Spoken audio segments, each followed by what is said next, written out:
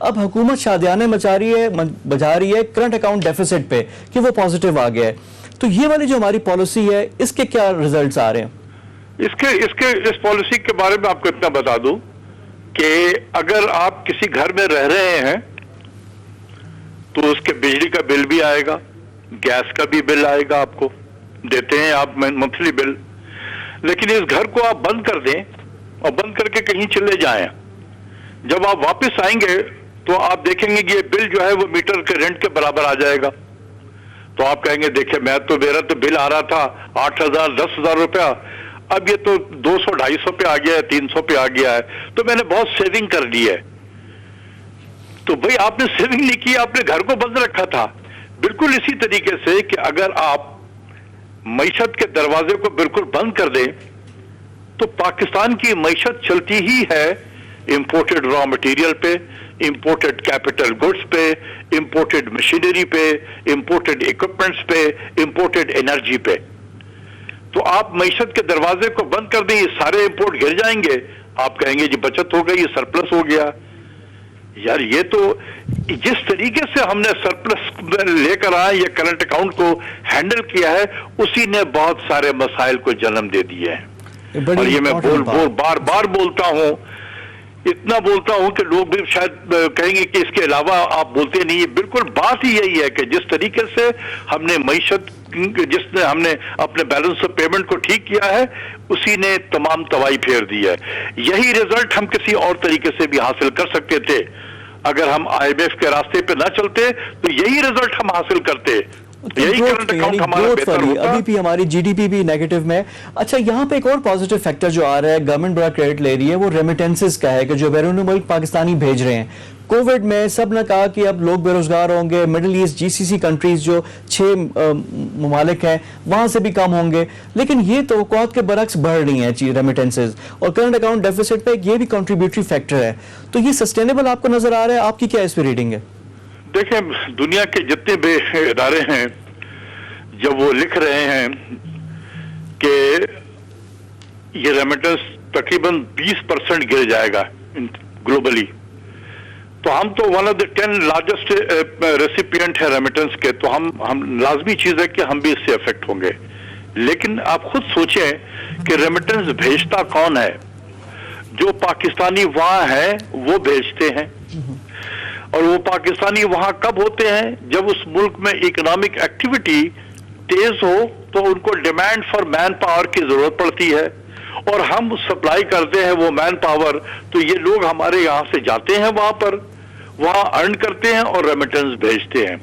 تو آپ خود سوچیں کہ کیا مڈل ایسٹ میں اس وقت اکنامک ایکٹیویٹی چل رہی ہے؟ آئل کی پرائسز, ابھی آپ نے انٹروڈکشن میں کہا کہ آئل کی پرائسز گر گئی ہیں ہماری, ابھی 37-38 ڈالر بیرل پہ آ گئی ہے. کووڈ کی وجہ سے یہ ہو سکتا ہے کہ تھوڑا اور بھی نیچے چلی جائے. تو وہاں پر تو ان کے اپنے مسائل ہو گئے ہیں کریٹ, وہ خود بورو کر رہے ہیں, ان کا اپنا بجٹ کا ڈیفیسٹ بڑھ چکا ہے, وہ اپنے ایکسپینڈیچر کو کٹ کر رہے ہیں, تو وہاں اکنامک ایکٹیویٹی سلو ہو گئی ہے. اور ہمارے لوگ جو ہے وہاں سے فارغ ہوئے ہیں اور وہ اپنے سیونگ لے کر آ رہے ہیں, اپنی سیونگ لا رہے ہیں, جس کی وجہ سے یہ بڑا سا لگ رہا ہے. لیکن یہ آگے جا کر سسٹین اللہ کرے, بالکل, لیکن یہ اس پہ بھی خطرات آپ نے نشاندہی کر دی ہے, ہمارے بیلنس آف پیمنٹ پہ اس کا پازیٹیو امپیکٹ ہو. لیکن ایسے اکانومسٹ میں ان 3-4 مہینوں کے نمبر پہ میں شادیانے نہیں بچاتا ہوں, یہ میری ٹریننگ میں ہمیں نہیں بتایا گیا ہے. یہ سیاسی تو ہو سکتا ہے, سیاسی لوگ کر سکتے ہیں, لیکن ایز اکانومسٹ ہماری ٹریننگ کا حصہ نہیں ہے کہ 1-2-3-4 مہینے کے نمبر پہ اب شادیانے بجا لے. لیکن جو ہمیں لگ رہا ہے, جو دنیا کہہ رہی ہے کہ ریمیٹنس گرے گا, ہو سکتا ہے کہ یہ FATF کی وجہ سے جو منی لانڈرنگ پہ کریک ڈاؤن ہوا ہے اس کی وجہ سے شاید کوئی بہتری آ بھی جائے. یہ میں نہیں کہتا ہوں کہ نہیں آئے گی, آ بھی سکتی ہے, بالکل آ سکتی ہے. ڈاکٹر صاحب امید تو رکھنی چاہیے کہ ہو, لیکن جس طرح آپ نے نشاندہی کی کہ ہمیں تیاری اپنی کرنی چاہیے, we should prepare for the worst, تاکہ اگر یہ ہو. اب یہاں پہ ایک اور ونڈو آف اپرچونٹی کی بات آتی ہے آئل پرائسز کی. میں نے بھی ابتدائی میں ذکر کیا, آپ نے بھی ابھی باتوں میں ذکر کیا, پچھلی دفعہ ایک اچھی ونڈو آف اپرچونٹی تھی, ہم نے مس کیا, فیوچر کے کانٹریکٹ تھے, نہیں ہم کر سکے, ہمارے پاس اسٹوریج کی کیپیسٹی, باقی ایشوز آئے, ہمارے پاس پیسے نہیں تھے. اب دوبارہ سے اگر تیل کی قیمتیں گرتی ہیں تو کیا اس میں ہمارے لیے کوئی فائدے کی چیز ہے؟ دیکھیں یہ جس زمانے میں میں منسٹری آف فائنانس میں تھا تو میں نے بھی یہی سوچا تھا، اس زمانے میں بھی تیل کی قیمتیں اچانک نیچے آ گئی تھی، تو ہم نے بھی یہ کہا کہ کم سے کم 10% جو ہم آئل کی امپورٹ ہے اس کو ہم ہیج کر لیتے ہیں، اور میں نے بہت سارے بینکوں سے بات بھی کی، لیکن جو ہمیں بتایا گیا کہ دیکھیں یہ بڑا رسکی ایلیمنٹ ہوتا ہے، کیونکہ آپ ایک ویو لے رہے ہیں آئل کی پرائسز سے. آج جو ایک پرائس ہے یہ ایک ویو ہے آپ کا، جو یہ ریالٹی بھی ہے، لیکن اگر آپ سمجھتے ہیں کہ یہی پرائس آگے بھی رہے گی تو یہ آپ کا اپنا ویو ہے. اور اس وقت دیکھا گیا کہ 80% ٹائم آپ کے ویوز غلط ثابت ہوئے آئل کے پرائسز سے لے کر. اس لیے یہ بڑا رسکی ایلیمنٹ ہے، اور ڈر اس چیز کا ہے کہ اگر کوئی ان گڈ فیتھ اگر یہ فیصلہ کر بھی لے تو اور کل کو الٹ ہو جائے تو ہو سکتا ہے اس کے پیچھے نیب آ جائے گی. تو افسر بھی ڈرتے ہیں، میں بھی خود ڈرا تھا اس وقت بھی، میں بھی ڈر کے میں نے ہاتھ نہیں ڈالا تھا. تو اگر یہ کرنا ہے اس کا بہترین طریقہ یہ ہے کہ یہ کیبنٹ کے لیول پہ فیصلہ ہو اس کا. پرائم منسٹر اپنے کیبنٹ میں اس کو فیصلہ کریں کہ ہمیں ہیج کرنا چاہیے یا نہیں کرنا چاہیے. ایک سرٹن پرسنٹیج آف آئل کے جو ہماری پرچیز ہے اس کو ہم کر سکتے ہیں، ایکسپیریمنٹ کرنے میں کوئی حرج نہیں ہے، لیکن it has to be beyond ministry of finance. یعنی کیبنٹ کے لیول پہ اس کا جو فیصلہ ہے اس کو ذرا بیکنگ ہو جائے تاکہ لوگ ڈرے مت. کیونکہ ڈاکٹر صاحب یہ تو کووڈ کی وجہ سے ہے نا، کووڈ ابھی اگر ٹھیک ہو جاتا ہے، ساری عمر تو کووڈ نہیں رہنا، پہلے بھی کووڈ میں بہتری ہوئی تو آئل پرائسز ریباؤنڈ کی، ڈیمانڈ تو اسی طرح ہے، تو یہ ایک اچھی اپورچونٹی ہو سکتی ہے جو کریں. اسی سے ریلیٹڈ ایک اور سوال ہے کہ جو ایک اور ہمارے لیے اپورچونٹی ہے وہ ہے ڈالر روپی پیریٹی. ابھی ہم نے دیکھا کہ روپیہ مستحکم ہوا ہے ڈالر کے اگینسٹ، یہ بھی کوئی وقتی فینومینن ہے یا رہے گا یہاں پہ؟ اس کا ہم کیسے فائدہ اٹھا سکتے ہیں؟ دیکھیں ایک تو یہ ہے کہ ہمارا ریزرو جو ہے وہی $12 بلین کے قریب ہے، اسی جگہ پہ کھڑا ہوا ہے. تو اگر اسٹیبلٹی ہے یا ہماری روپی اپریشیٹ ہوئی ہے تو اس ڈالر کے ایک کی وجہ سے تو نہیں ہوئی ہے. اس کی وجہ یہ ہے کہ انٹرنیشنل مارکیٹ میں ڈالر بذات خود نیچے چلا گیا ہے، تو جو بھی کرنسی اس کے ساتھ اٹیچڈ ہے، پیکڈ ہے، وہ اپریشیٹ کر گئی ہے بائی ڈیفینیشن. تو یہ انٹرنیشنل مارکیٹ میں ڈالر جو ہے وہ خود نیچے چلا گیا ہے. یہ پاکستان کے ریزرو کے بڑھنے کی وجہ سے اسٹیبلٹی نہیں آئی ہے، کیونکہ جس کے ساتھ ہم نے اپنے روپی کو لنک کیا ہوا ہے وہ خود نیچے آ گیا ہے، تو ہم اوپر کی طرف چلے گئے ہیں. تو یہ ہے اب کتنا دیر پا ہوگا ایکسچینج ریٹ کو پریڈکٹ کرنا جو ہے. اگر میں کر سکتا تو میں آج بلینر ہوتا. ٹھیک ہے، لیکن ڈاکٹر صاحب اب ایک اور چیز ہے جو ہمارے اوپر تلوار لٹکی ہوئی ہے، جو باہر کا پریشر ہے.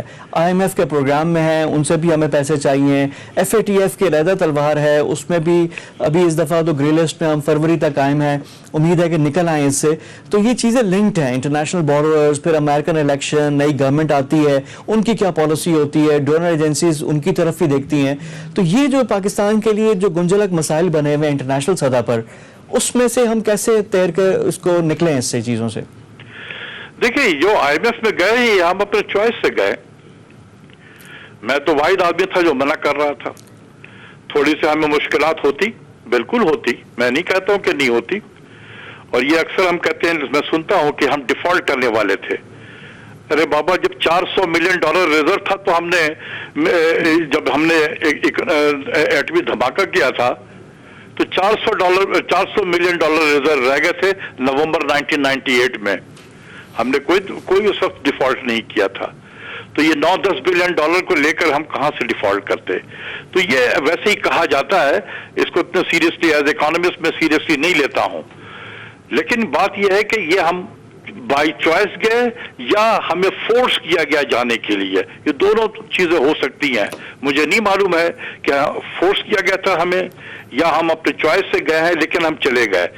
جب آپ چلے جاتے ہیں IMF کے تو آپ کے پاس پالیسی بنانے کے جو آپ کے ڈگریز آف فریڈم ہے وہ ختم ہو جاتی ہے.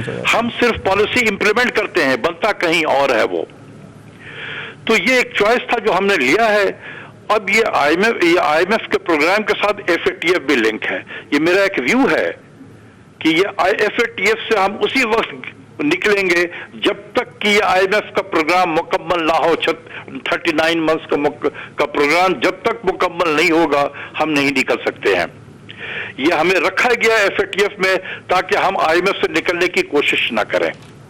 ये चेक एंड बैलेंस है। अच्छा, अब यहाँ पे दो तीन चीज़ें हैं डॉक्टर साहब। एक तो ये जो हाई एंड व्हीकल्स हैं, जो गाड़ियाँ, एक नया ब्रांड लॉन्च हुआ, घंटों में उसके जो ऑर्डर्स हैं, जो सारा था वो बुक हो गया। अभी भी जो SUV गाड़ियाँ हैं, कंपनी के CEO कह रहे थे कि जी वो डबल ट्रिपल हो गई है उसकी डिमांड। तो ये एक फिनोमेनन इधर नजर आ रहा है। दूसरी तरफ जो आम आदमी है महंगाई की चक्की में पिस रहा है। और फिर एक सवाल जो आदमी का है कि ये इतनी महंगाई क्यों अचानक आ गई है, कि क्या ये कुछ सोचे समझे है, होर्डिंग हो रही है, कोई मिसमैनेजमेंट है? ये दोनों चीजें जरा इसका कंपैरिजन जरा बताएं कि असल में है क्या सूरत हाल।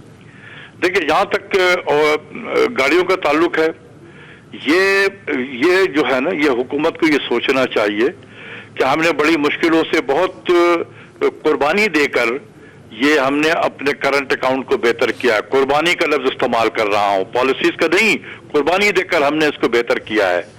कहीं ऐसा ना हो कि ये जितनी भी बेहतरी हमने की है ये इसी माली साल में खत्म हो जाए, जिसके असरात मुझे नजर आ रहे हैं, क्योंकि हमारे इंपोर्ट उसी तरीके से दोबारा बढ़ना शुरू हो गया है। जो मुल्क IMF के प्रोग्राम में हो, हर लम्हे उसके सर पे एक तलवार सी लटकती रहती है कि कहीं ये रिजर्व नीचे चला ना जाए, वो मुल्क बड़े बड़े गाड़ियां इंपोर्ट कर रहा है।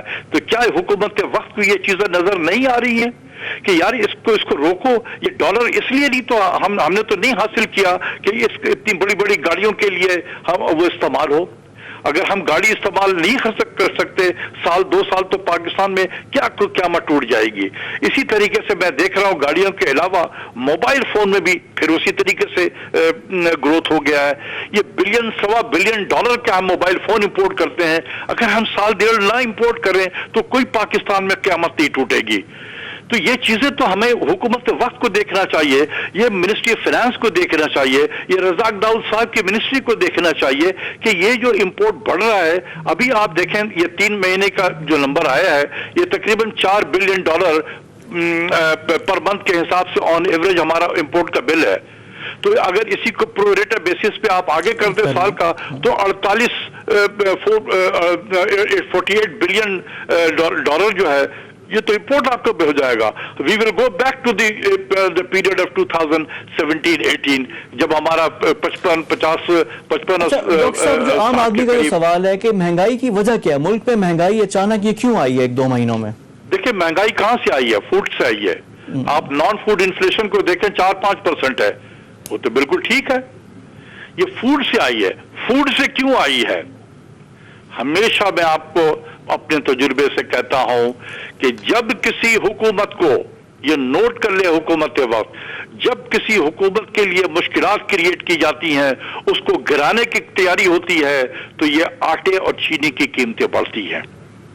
क्योंकि ये वो ऐसी चीज है जिससे आम आदमी प्रेशर में आता है, आम आदमी बदजन होता है हुकूमत से, और अपोजिशन के लिए या जो भी इनको गिराना चाहते हैं उनके लिए काम आसान होता है।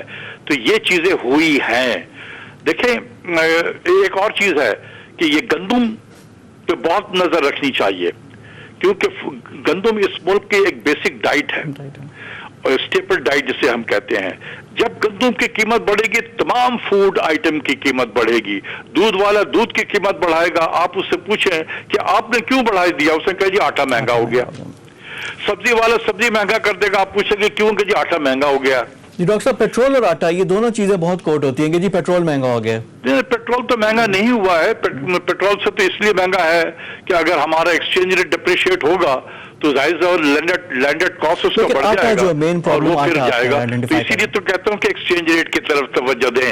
ये पागलों की तरह जिस तरीके से हमने एक्सचेंज रेट को डिवैल्यू किया और जिस तरीके से इंटरेस्ट रेट को हमने बढ़ाया, हमने 1.25 साल में इस मुल्क पे $40 बिलियन, $40 बिलियन हमने इस मुल्क पे